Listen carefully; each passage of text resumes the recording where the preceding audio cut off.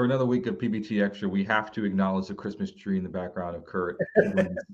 Little box here on our StreamYard. Kurt, Merry Christmas, Happy Holidays. How are you doing as we approach this weekend? Yeah, I really need to start shopping.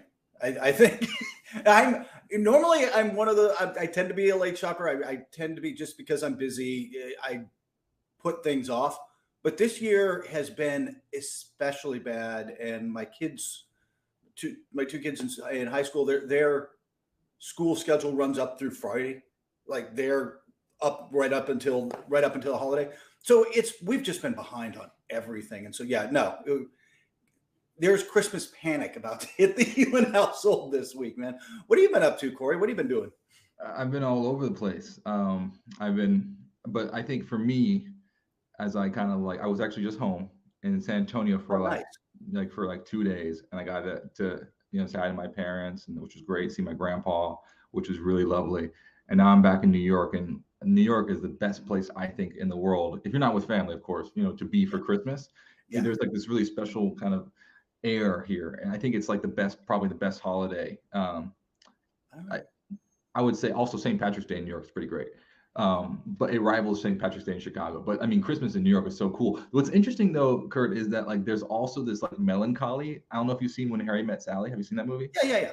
There's this weird melancholy as well. It's so magical, Christmas and New Year's here, but then there's also this acute awareness that you are completely alone in a sea of millions of people with all their families and loved ones, and people are getting engaged and married. So it's a really strange dichotomy of this is the best place in the world. It's like Disneyland. It's so magical. And then also I'm actually very lonely. So it's a weird thing. I happen to find more of the magic in Christmas, but I have noticed some people find the holidays very depressing here. And I was like, wow, why is that? So now I know why.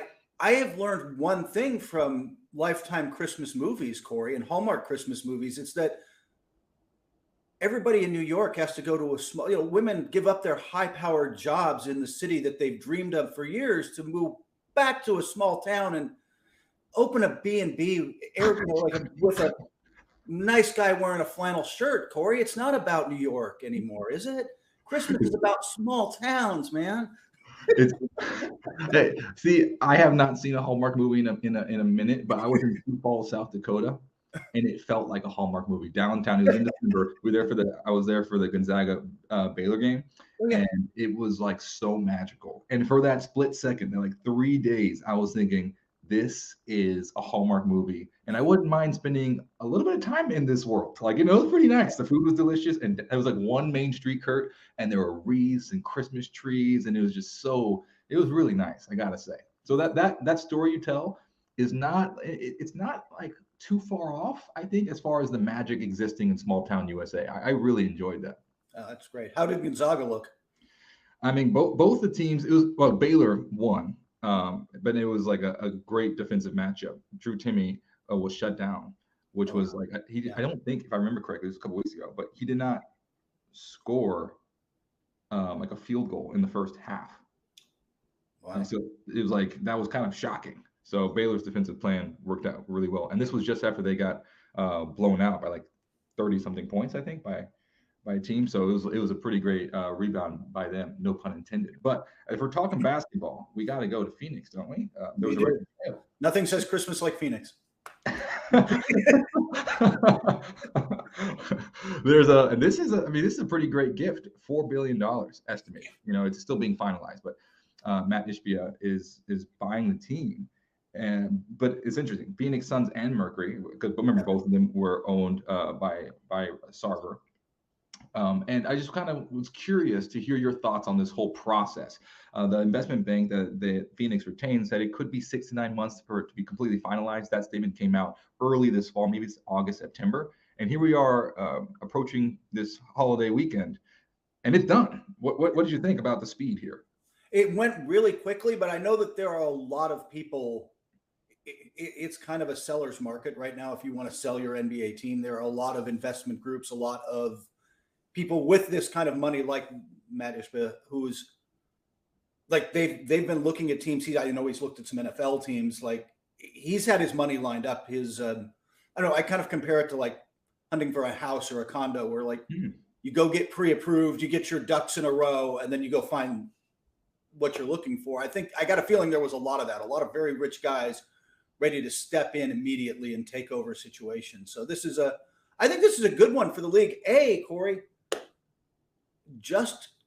there's still some house cleaning that needs to go on in that front office. A lot of guys who were part of the problem there still seem to be there.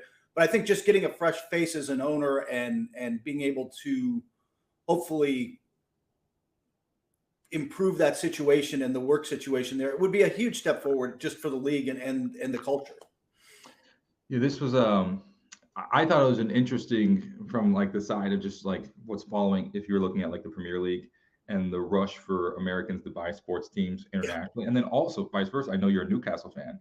The Middle East, how everyone's just trying. Like it seems like there's like this huge rush to get into sports as an interesting investment because I think this team, if I'm not mistaken, bought what was bought in 20 years ago for like 2004 for $400 million, which was the record. Let that sink in, right? And then 20 years later, 4 billion. So that kind of jump, it kind of screams like, oh, that's an investment. I think it's a little more complicated than that, like most things, right? Because like it's a pretty capital intensive business, and like, how often are you making money year over year? You're like, so it's like there's a lot of questions there, and it's like a luxury asset. But I think in the state of, this is kind of boring, but like in the state of like what's going on, this is fascinating that an NBA team could be equivalent to like, let's say Chelsea, like a Premier League team that has like one of the biggest fan bases globally. That then puts the NBA on par with, because like in the NFL, it dominates the US, right? But Premier League dominates the world. Chelsea, Manchester, United, these are teams that have billions of fans, like billions of fans around the world. For the Phoenix Suns to kind of get within, throwing distance as far as a rock is concerned, like throwing distance, spitting distance of a Premier League team, and especially it's not like the Knicks, it's not like the Lakers, it's the Phoenix Suns. That should be a massive signal to the rest of the NBA. Like we are a global business that's on par with, some of the best fan bases in the world. I think we'll get into this a little more later, but I think you also hit the nail on the head. That's where the growth is for the NBA. The NFL, I think, actually is doing better in Europe, but it's not the same. I think soccer is football is the better equivalent, because like when Barcelona plays Real Madrid, like the streaming and television numbers crush the Super Bowl. They're like double, triple the Super Bowl. It's ridiculous because it's international. It's not just Spain watching it, right? Or Europe. It's the Far East, and it's China, and it's the Philippines, and it's other Africa and South America, and this whole world watches this match. Yep. The NBA has that kind of potential because this is the best basketball league in the world. And as much as the Euro League is good, and there's other good leagues out there, the best players from Europe are here. Luka is here, and this is that's where the growth is for the league. And we'll get into that a little more later, but ultimately I think you're right. I think that's where the investment people are looking at it going, I'm buying a house near the beach, man. The value's not going down, right? Yeah, I'm buying a prime property. And it's crazy to think that this might be like towards, obviously it's not a low. It's not like you're buying at 400 million, right? But to think that this could be, close to a lower, because like if the ceiling is what they think it could be, it's pretty interesting. Like you mentioned soccer and how many people watch, a match like El Clasico. We just finished the World Cup. Official data from 2018, Kurt, guess how many people watched the World Cup in Russia in 2018? Billions. It's a big number. Yeah, billions would be my guess. Yeah, I don't know. Yes. Over 3.5 billion people. So like, to think like half the world watched the World Cup final. Like, we talk about Super Bowl being a big number, 100+ million people, but like half the world tuning in to a tournament. Like that kind of level is, and once again, we kind of zoom in. Obviously, the Premier League or Chelsea is not, equivalent to the World Cup, clearly, but to kind of tap into like, well, what could growth look like for basketball around the world? It's a really interesting kind of question as far as like a Harvard business, like that's kind of the way I look at this. I'm like, this is fascinating. 2019, the Nets sold for a record $2.35 billion, and then 3 years later, mind you, post-pandemic, We're talking 4 billion. Yeah. And by the way, I think on the court, if you're a Suns fan, you live in Phoenix, this could be good as well. Sarver was not the biggest spender of owners, right? Like not a guy who was out there. I don't know that the new ownership group is throwing money around like they're a Ballmer, but I mean, they've got that kind of money, but a little better spending, a little more professional, I think could be good for their reputation. That is a place, by the way, where agents like to go. I mean, Chris Paul chose it. You're not far from the West Coast. You're in a warm city. State taxes are good. And if you've got a family, like there's a lot of guys who like that market. So new owners and you can train good for them. Because like that's the one place where like you think about where people train year round. I'm talking about athletes generally, not just basketball players, but you know, a lot of football guys train in Phoenix or like in Arizona, or they train in LA, they train in Miami or Florida generally. So like you kind of look at the hubs of, okay, you got access to great training facilities year round, you have golf year round, and we know how much NBA guys love to golf. So you can golf all the time. I also just want to mention, because it's a very fascinating note, it's the Phoenix Suns and Mercury.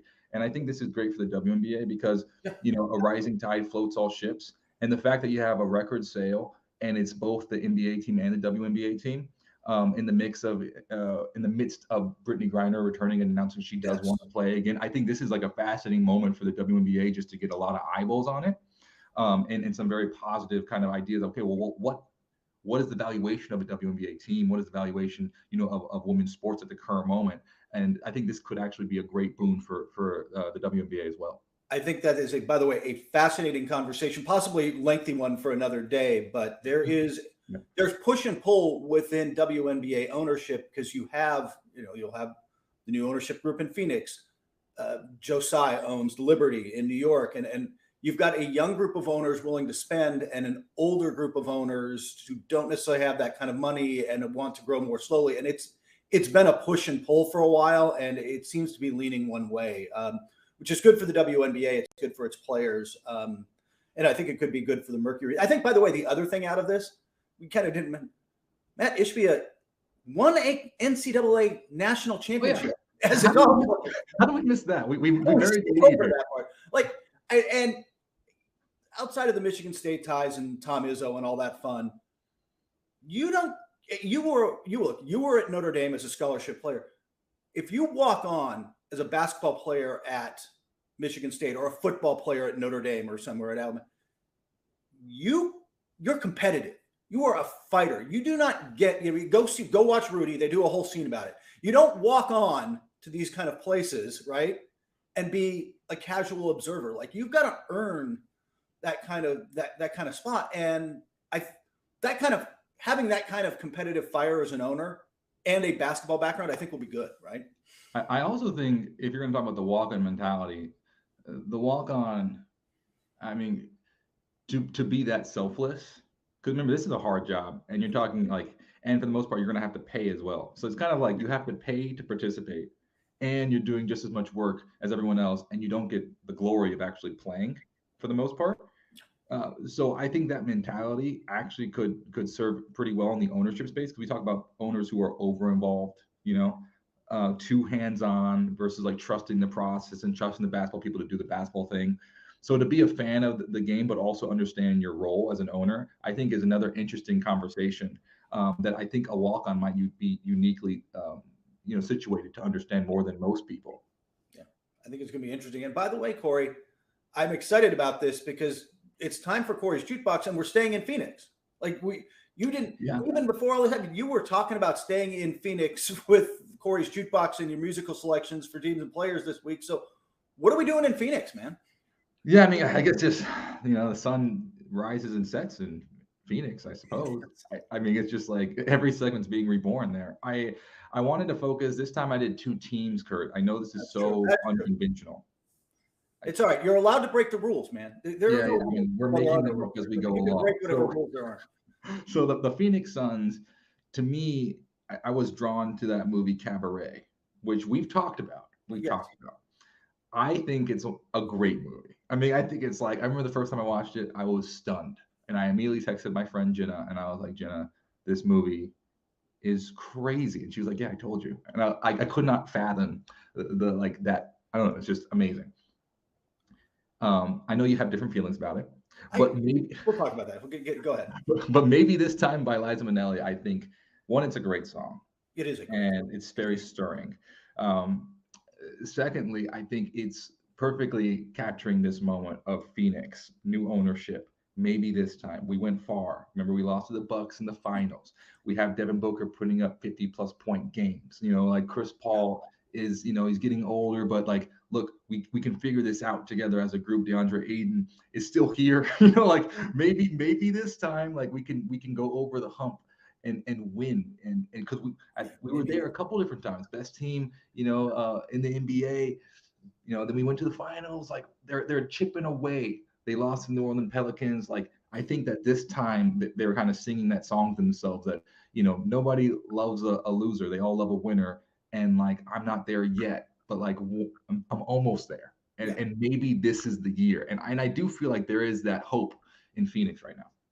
I think there should be. I mean, they have been good. They have stumbled of late and come back to earth a little there, but and there's even been infighting on the bench between Ayton and Monty Williams again. But I still think this team is, when you look at the West right now where nobody's run away, they should feel hopeful, shouldn't they? Like they're not somehow like out of it. It's not like they're looking up at the East where you're looking up at the Buck.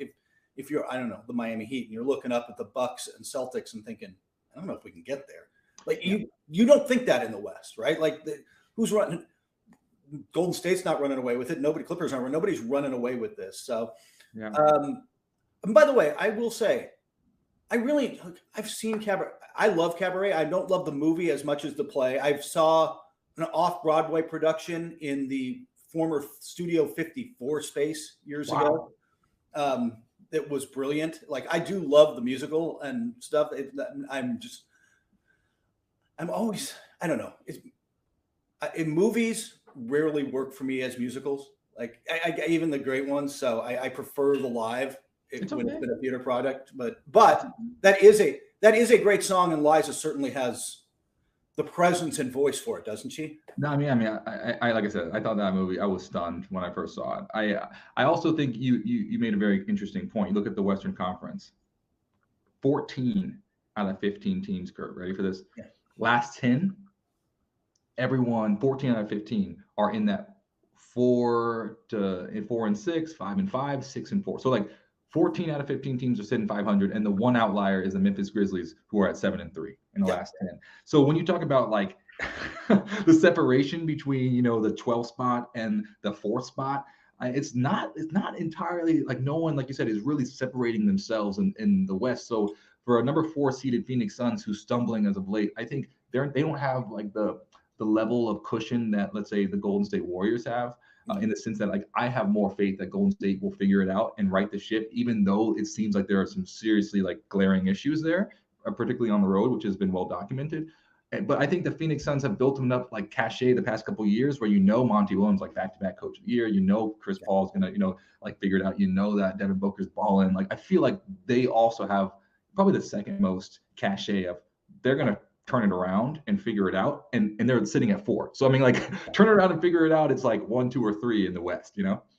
No, I'm with you. I think there's just so much opportunity in the West. It's really going to be an interesting second half of the year to see who separates themselves in that group. Yeah, the other team, I want to take you to the Eastern Conference where, like you said, it's very clear. I mean, Milwaukee and Boston, and I would say the Cleveland Cavaliers as well, and then everyone else. Which is interesting. I know some teams are making surges, but I want to focus on the Miami Heat because, generally speaking, when you talk about the top 3 spots in the Eastern Conference, the Miami Heat are a given. They have to be in that conversation. But this year, that's not the case. And I thought that was really interesting. So I had to go back to my Texas roots. A San Antonio guy, George Strait. I was just in San Antonio. He welcomes you to the airport. Like, he has a voice. The voice of George Strait's like, "Welcome to San Antonio, Texas." That's awesome. Yeah, I haven't flown into the San Antonio airport since 2014. Oh, wow. Okay. Well, next time you go back, you'll get a nice, warm Texas welcome by honestly, I like to fly into Austin and make the drive. Then I get that extra hour, and I love Austin. So like, if I can get into Austin, spend an hour and make the drive, I do it all the time. Why would you tell me that? You know, support our city. Sorry, man. So, I do love San Antonio. It is a city that I wasn't sure about at first, and it really grew on me. So the Miami Heat right now are sitting at the 8th spot, which I think is a generous 8th spot. And once again, the Eastern Conference, basically everything past. Let's be generous. So let's say everything the 7th spot kind of down through 10-ish is kind of in the air for me. But the Miami Heat are sitting at the 8th spot. They're 500, 16-16. They just lost to the Chicago Bulls. And when I saw that game, Kurt, like the Chicago Bulls look like one of the best teams in the NBA against this Miami Heat team. And this is all after a Mexico City outing where they almost, they played against the Spurs and won narrowly. And I know that Jimmy Butler wasn't playing. I know that Kyle Lowry wasn't playing. But, against the 11-seeded Chicago Bulls, I just thought that the Heat team, particularly, well-coached, well-oiled machine. We talk about culture. You have Bam playing. You have Bam Adebayo. You have Tyler Hero. I thought they would, look like the 8th seed, and they did not. And I'm starting to get a little nervous. And that's why I said I can still make Cheyenne, because that song by George Strait is a beautifully written song. So you should listen to it. And he's such a great deliverer of like lyrics.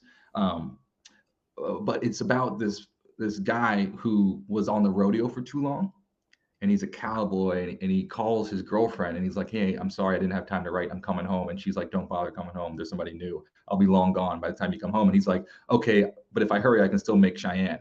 Right. And so he hangs up and gets on the truck and still tries to make it and see her before she leaves.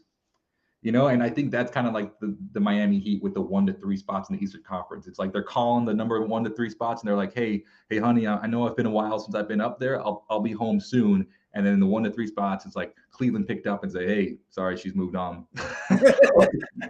Sorry, she's moved on. Don't even come home. And Miami is like, Jimmy Butler's on the other line and say, "Hey, I understand that. I'm sorry to hear that, but I'm gonna, if I hurry, I can still make it." And he hangs up and puts his cowboy hat on, the boots, and and then gets on the plane and still tries to go. By the way, that is a good tie-in that way. Jimmy Butler does love his country music. See what I did there? You should see when he got to choose in Miami and some other spots, when he got to choose pregame music and he puts on some country, the looks on some of the other players' faces is just beautiful. The Warriors do this. A lot of teams do this where they rotate through the players. You get to choose the music for practice. Jimmy Butler put on some country, and man, there are these faces like, what? It was awesome. Yeah. I've followed Miami a little closer this year. I've been doing some stuff with Ira Winderman from the Sun Sentinel, and there's just no margin for error with them. In the last year, and that's not the norm for them, right? Because they have this cultural depth with the organization. So last year, guys struggle, and hey, we got Max Strus. You don't know Max Strus? We've developed him into a player. We pulled Gabe Vincent out of UC Santa Barbara. Thank you very much. We've turned him into a player, right? They pull these guys. This year, they haven't had that. And if they don't have Jimmy Butler and Tyler Hero on the floor, their shot creation just goes away. I love Bam Adebayo. He's not really a shot creator. He's played good defensively, but he's kind of your third option right there where he finishes. I'm so worried about him. Oh, wait, I just got the ball to Bam, and you can't stop him one-on-one. And he still had, I think, 29 last night. But last night was a perfect example. They had to put Victor Oladipo on the starting lineup. He was like 4 of 12.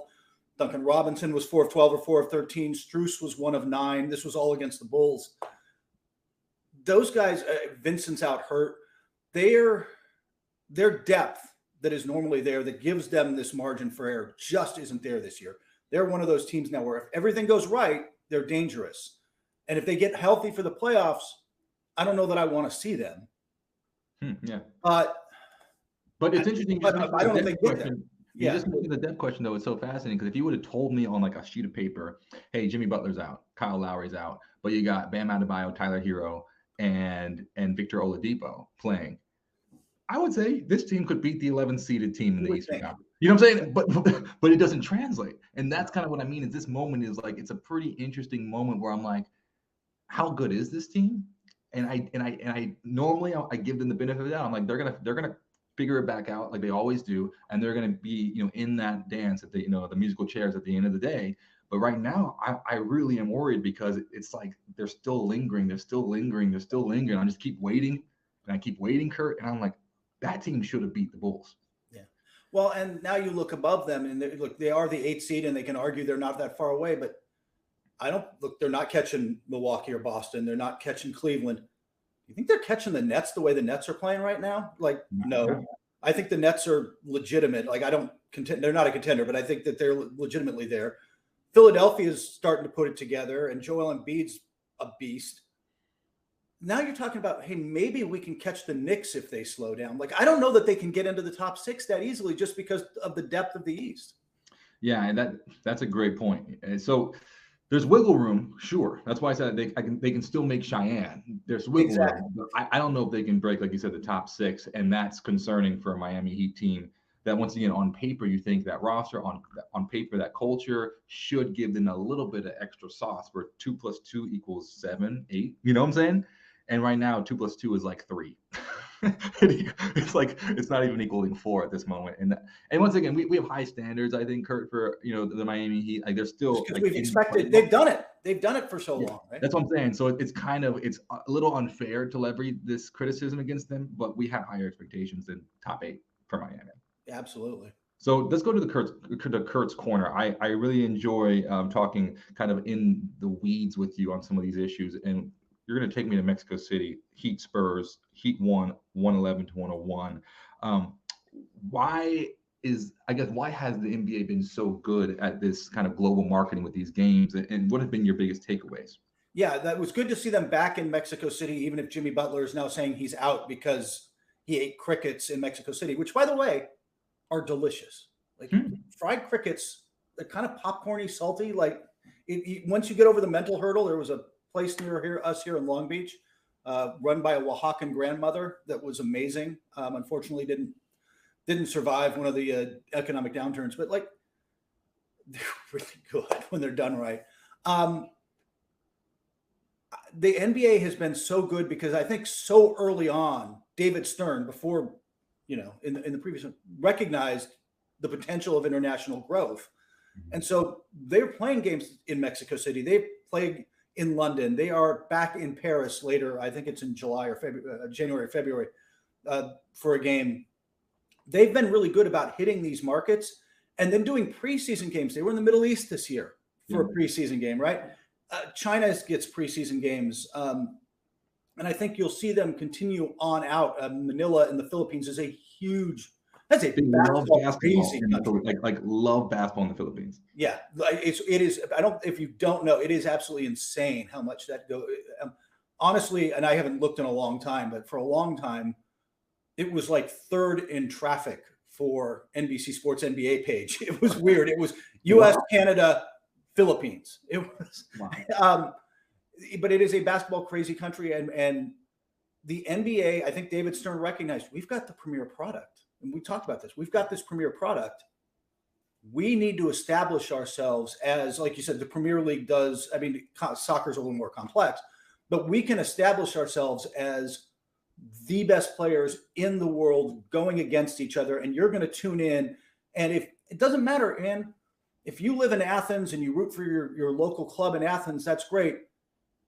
You're still going to have an NBA team, man. You're going to be a player, right? You're going to be a Curry fan or a Warriors fan or a LeBron fan or a Knicks fan or whatever it is. I think the league has done such a good job of that and is going. Corey, I think we're going to see them really lean into that over the next few years, don't you? Yeah, I think. Let me give you an example of soccer again, because I agree with you completely. Yes. NBA, I think, looks at European football and vice versa. I think there's a lot of conversations there, and like, oh, you're doing that. The midseason, like the whole idea of the Commissioner's Cup, that's like straight out of Champions League. Yeah. Like that's like the whole European model of football. But I remember the reason I got into the Premier League was because of FIFA. And did you ever play FIFA? Not a lot. I'm not a huge gamer, but I have played it. Yeah. Yeah. So, I mean, I loved like a small club in France, Marseille. I was like, man, Marseille is my team. And then I was like, no, it's Toulouse. Like I knew the French like League One because I was playing FIFA, and I was like, oh, I want to, I'm taking French. I want to learn. I want to play with a French soccer team. So then I was like playing in the French league, and you learn all the teams. And then like I was like, oh, I got to pick a Premier League team because I want to like play in the English league. Like you build a player, you do the whole thing. I think that's what the NBA 2K game does, like on an international level, right? And where everyone's like, okay, like for me, like I picked a club because I like the color or I like the player. Like Didier Drogba played for Chelsea, so I'm like, okay, I'm gonna, or like Wayne Rooney played for Man U, right? So like you kind of like pick a club based off of a player or a color scheme. Like Toulouse FC had like the coolest uniforms. They're like lavender and white. And I was like, this is sweet, But like, I think it's the same way with like, I would talk to this, I think when you talk to international fans, you'll see that they're like, I love the Rockets because James Harden played there or Yao Ming played there, right?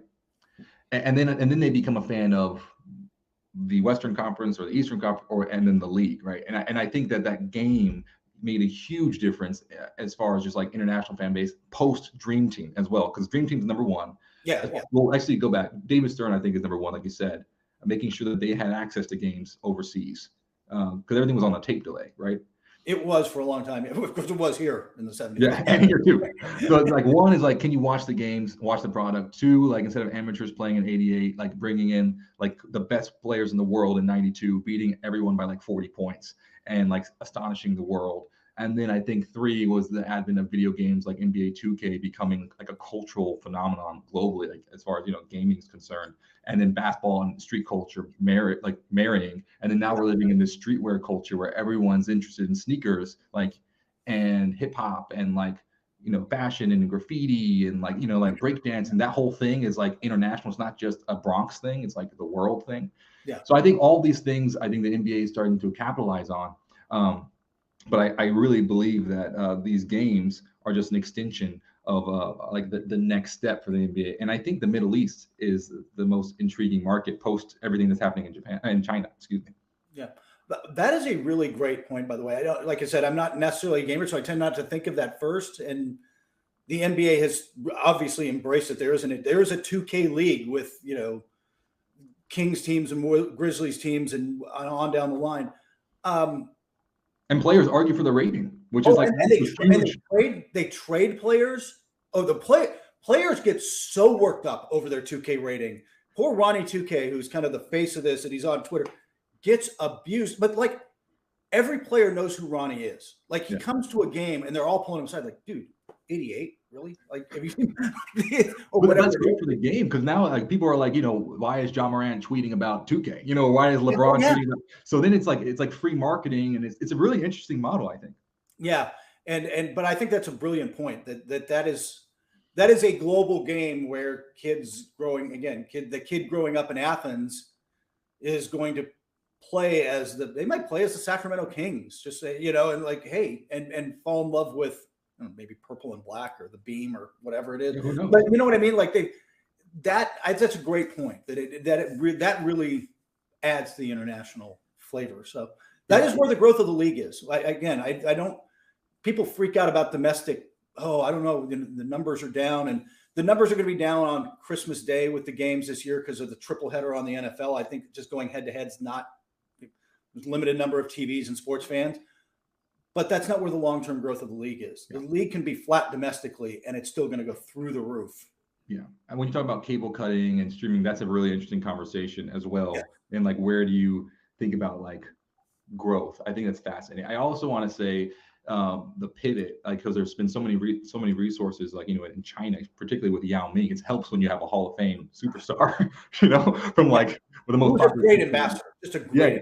Yeah, so I think but it's like after Daryl Morey, remember with Hong Kong, you kind of seen a reaction where I think now the NBA, and then coupled with back to Newcastle, where Newcastle's getting a ton of time today in the pod, but like this idea of Middle Eastern ownership. You look at the way that Qatar managed to operate a World Cup, I would say without too many issues, despite all the human rights. I'm talking about the smooth, as like the tournament was happening. Yes. Like leading up to it, there was issues with like all sorts of things, like a whole bedlam of, and like there wasn't even like the city was built first, and then they're like, oh, wait a second, like I was reading this great article about the Wall Street Journal. It's like there was a huge city that was built, and then they like retroactively said, oh, let's actually do stuff like build a stadium for the World Cup. Like to be able to like go through all that, I think, Kurt, and still manage to pull off that tournament, I think probably intrigues the NBA as far as being maybe a little more stable as far as autocratic, government are concerned. Like maybe the Middle East with like the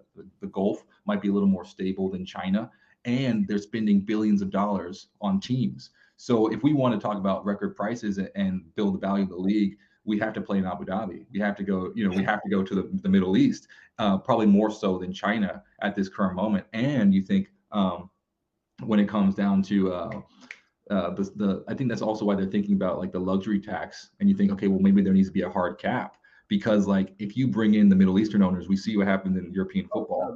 This is that is part of what's going on here is, and by the way, we've talked about this. It's not just an NBA thing. You're seeing it in other sports as well, where the depth of owners of not just Middle Eastern money, but again, Steve Ballmer, Joe Tsai type of money. But the NBA is really good about, look, they have league offices in Africa because they recognize the emerging possibilities there. There is also NBA India. And it is not, it is way down the list of, well behind cricket and the important sports in India. But that's a huge market. And they're like, okay, we got to get our foot in the door. And it might take a couple generations, but there will be kids playing 2K. And there will be guys wanting to watch those players on streams. And suddenly you never know. So we'll see. That's it's a very interesting conversation. Let's move on to the Christmas schedule. This is one of the most exciting days on the NBA calendar. We have 5 games to talk about. Maybe do you want to just do a quick lightning round, perhaps, or where do you want to go? What is most interesting to you? Okay, noon. Sixers at Knicks. Kind of fun, right? Because the Knicks have won as we speak 8 in a row, and if Corey, they're playing defense. They're actually, their defense was terrible early in the year. They're playing defense, and the other thing that happened is they leaned into Tom Thibodeau, finally leaned into Corey Grimes. I hate not seeing Derrick Rose in the rotation, but this is better. And Eric Fournier, going to be tough to trade him when he's not in the rotation, but they're winning. This is working for them. And it's all great, Corey, except Philadelphia's won 5 in a row. They're playing really well. And, oh, by the way, they have Joel Embiid, who is, he's averaging 33 points a game this season, Corey. Yeah, it's tough. It's tough. Do you think you think the Sixers are going to win then? I would put the Sixers. I just think, as much as I think the Knicks are playing well and to the best of their capabilities, the 76ers, their ceiling is higher. Their ceiling is higher. They have an MVP level player, and there is no, with all due respect to how much better Julius Randle is playing and a couple guys inside there, they don't have an answer for Embiid. There are a few teams that do, but they don't have any kind of answer for Joel Embiid. Yeah. I think the Knicks are probably going to pull this one out, and I don't think this is indicative of the rest of the season for them, but I think they're having a moment. And I know one thing about the Madison Square Garden atmosphere, especially in big games and big moments. We're talking playoffs, which we haven't seen a lot of in the past few years, and in New York. But in these Christmas Day games, it's like a playoff atmosphere. And and anything can happen in the Garden on that kind of like electrically charged night. I'm just saying. So I think that New York pulls this one out and continues to streak. And then we'll see what happens in a couple months. I think the Sixers might get I think there's a ceiling for the Knicks, but you are not wrong about that. There's nothing quite like Madison Square Garden when it's rocking, is there? Yeah, I think and when I look at this matchup, I think we're going to get there. One game that's probably the most compelling game, one game that's an interesting game, but I think the star of the show will probably be Madison Square Garden. Like just not even the Sixers, even the Knicks, just the atmosphere of Madison Square Garden might come out as like, man, did you hear how loud the crowd was at the Garden during Christmas Day game? I feel like we're gonna be talking about like the Garden as a character. That's very possible. The second game of the day, Los Angeles Lakers at your Dallas Mavericks. Loses a little luster without Anthony Davis, right? It's just he was playing at an MVP level. That he will not be there. I'll just say as of us speaking, the Lakers have not yet officially released a medical timeline or said exactly what the injury is. I know there were rumblings about a month. I'll just say sources that I talked to said month would be the short end of the recovery cycle, which is bad news because now you got to lean on LeBron James turns 38 next week. Like, how much can you really lean into him now as your best player and star? And there's not much beyond that, with all due respect to Russ.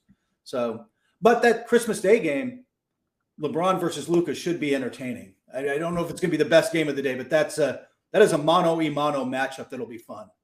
Yeah, I mean, because Luka plays. I mean, you think about like 6'8" point guards, 6'9". Like you think Magic Johnson, and LeBron James is in that school of thought, and Luka is in that school of thought.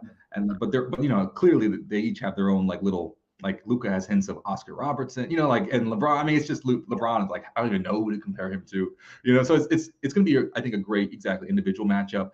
I personally am not that interested in this game. I think Dallas is going to win, but I do agree. Yeah, you agree? Yeah, I think it'll be Dallas. Yeah, but I think it's like the biggest thing here. You mentioned it about Los Angeles. Anthony Davis, if he can stay healthy, is clearly the future, right? I mean. And I think what's going to happen during this period of injury is you're always kind of holding your breath, with him, unfortunately, which is really sad because he's so talented. And the Lakers' fate depends on that. But I think you're going to get back to what we saw before, where if Anthony Davis isn't the star of the show and everything's going through him and he's playing, transcendent basketball, then you have the microscope on Russell Westbrook for some reason, because, LeBron is kind of he's kind of untouchable, I think, in some instances. Oh, yeah, yeah. So it's going to go back. Well, by the way, yeah, and then it's going to go trickle back down to what we had before, where these conversations that then kind of break up the locker. It's going to be it's going to, I think, create a whole bunch of drama, and I think it's going to transition out to the actual play, and it's going to really hurt. It's going to really set them back. Yeah. Next game, 5 p.m. Bucks Celtics. Wow. Best game of the day. And I got to say, Corey, when I saw this come out, and I was like, man, they're not going to do a finals rematch. That's always Christmas Day. There's always a finals rematch. They didn't do it this year, and it worked out. True. What are you looking forward to in this one? Good basketball? Yeah, great basketball. Right? I mean, this is the one game where, like I said, the first one, Madison Square Garden is going to steal the show. Second one, yeah, LeBron, Luka. That's always an interesting conversation. This is just good basketball. If you only had one game because it's a busy Christmas day for you and your family, this is the one to watch. This is if you're a young kid trying to figure out what does great, basketball look like how should I play? Quality. Because sometimes in the NBA right now, you don't get quality because people are getting rested and stuff. This should be a quality game. No, This is the turn off the NFL game of the day, right? This is exactly. Great way to put it. The two best teams in the league right now, and probably the two. I mean, ESPN's Tim Bontemps does a straw poll that does a pretty good job approximating MVP voters. It's not the actual MVP voters, but it's close. It mirrors it well enough, and Jason Tatum and Giannis Antetokounmpo finished 1-2 in that poll, a very close 1-2 for early season MVP right now. If you had to vote today, it's the two best players in the league, the two best teams in the league lately. I'm leaning Bucks just because the Celtics have stumbled a little trying to integrate Robert Williams back in. It just hasn't been smooth. They still don't quite. I don't know if Al Horford's going to be back for that game. He hasn't been back yet, but still, either team could win this, and I think what you're going to get is a higher level of basketball than we've seen, certainly in the first two games that morning. Yeah, I agree with you on Bucks. So let's think about this, because this could be very well the potential, East Finals. Maybe a little preview. If you're this team, how do you approach this game, knowing that you might, this might be a matchup in a couple of months, as far as for all the marbles? I don't know. It's funny when you talk to coaches, they don't worry about it much. In the NBA, unlike the NFL and other sports, you don't game plan horribly or dramatically during the season. You kind of are who you are, and you try, hey, we're going to work on zone defense for a few games because in the playoffs we might need to break out zone defense, or we're going to work on certain matchups. But the players know each other and they know their strengths, but they don't really game plan like you would for an NFL game. Oh, hey, we got to take advantage of this, and we're going to set up these plays. They don't do that in the regular season. They don't practice that much.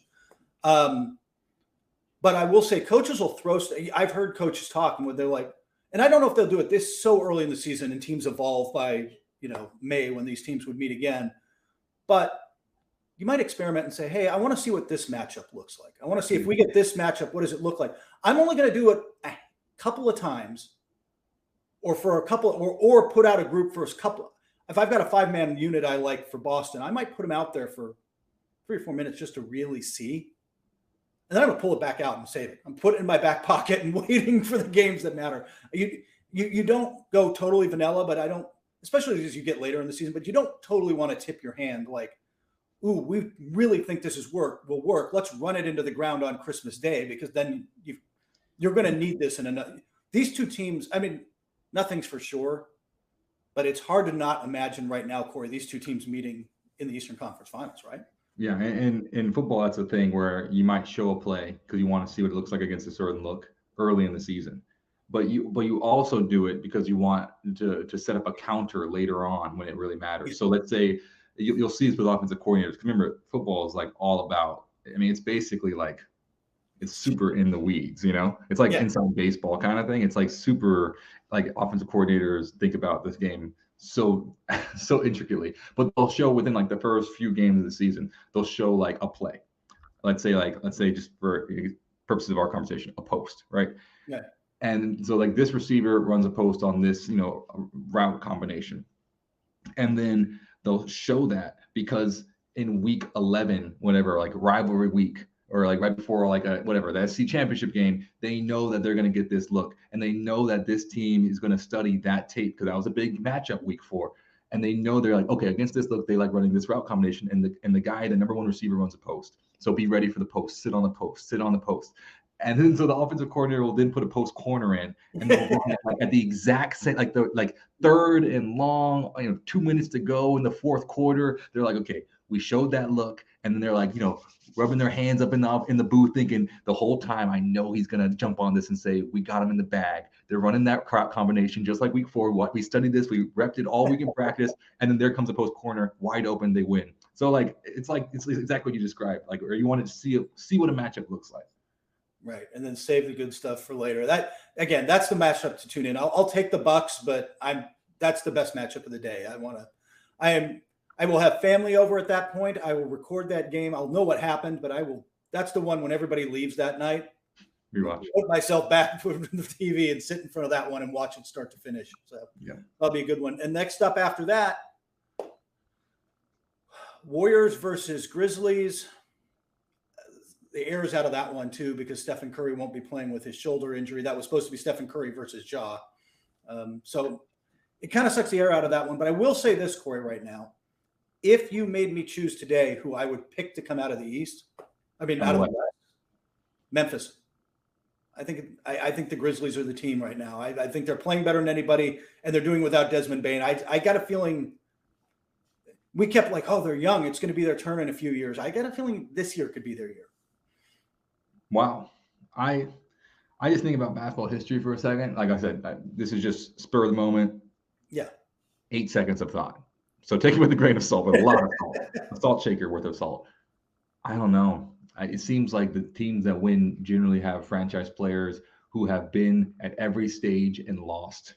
And then like year 7, 8, 9, 10, they break through. So I feel like we're going to see, this is, in my opinion, this might be Ja Morant's like Celtics moment. Remember, like Jason Tatum did this. Yeah. He like lost like every single stage step of the way. Yeah. Right now he went to the finals and he lost. I feel like Jason Tatum's probably the next anointed one as far as the NBA is concerned to break through. I think Ja has to do what Devin Booker went through as well, get all the way, lose in the finals. So to me, I think this is going to be one of those go far and lose late teams. Personally. I don't know if I wouldn't pick them to win the finals. I just think they can come out in an open West. I really like the way they play. Then 10 p.m. This one's the game that I'm like, interesting. Suns at Nuggets, because Denver's playing pretty well. Denver's playing really well. Nikola Jokic continues to put up. I don't think he can. I don't think voters are going to give him 3 straight MVPs, but he's balling. That good. He's triple doubles. I mean, like do you see that pass? By the way, let's just talk about that pass. Yes. The single legs pass, no look. That's like perfect. Yeah, it is. It is ridiculous how much. Again, as a fan, you should just tune in to watch. He is a joy to watch play. His passing will drop your jaw. Like it suddenly becomes a Tex Winter cartoon halfway through with jaw just like you get about 2 of those a game where you're like, I just can't believe he saw that and did that. It's brilliant and it's fun. The Suns will be good too. Like the Suns, again, they're struggling a little lately, but I still think they'll get it together, and I still think this is a pretty entertaining nightcap. You know what I did recently? I watched Dirk Nowitzki. Remember when they won the championship? Yeah. He was like 30. I think he was late 30s, I think. Yes. He was pretty old in his career. And he was just unstoppable. I was sitting there with my dad watching these highlights, and I just kept looking at him. I was like, wait a second. Dirk was like unreal, right? And I just couldn't fathom like he was doing the things he was doing. For some reason, I just think Jokic, I mean, obviously their games are like not the same, but I do think Jokic, like late, like in the 30s, I think he could be unstoppable, just like Dirk was, and just become like finals MVP, like take over, like late in like 37, 38. The way he plays ages so beautifully in the NBA. I really think we're going to see like kind of like Kareem longevity out of Jokic. It's very possible. That's not a game based on raw athleticism, right? Like it's not one of those guys where certain players adjust to that. I think John Wall like has developed a lot of craft. I know he battled injuries, but like you see him play now, he's still pretty quick, but he's not John Wall explosive, but there's a lot of craft to his game now. Jokic is all craft, man. It is just beautiful. It's unbelievable. So now it's time for the fun segment. This is, I think Dan, our producer, I think he might just like sit in his room and just like concoct. I don't know what happened there. He has like this cauldron and he just throws in like Mad Libs. So just like, what if this, and then he'll like throw another word in this scenario and like that place. And we got a really good one today. Our Mad Lib fun segment today is like, Dan did a great job. So Santa, you got to lead with Santa. Santa Claus travels the whole world at night, Kurt. Right.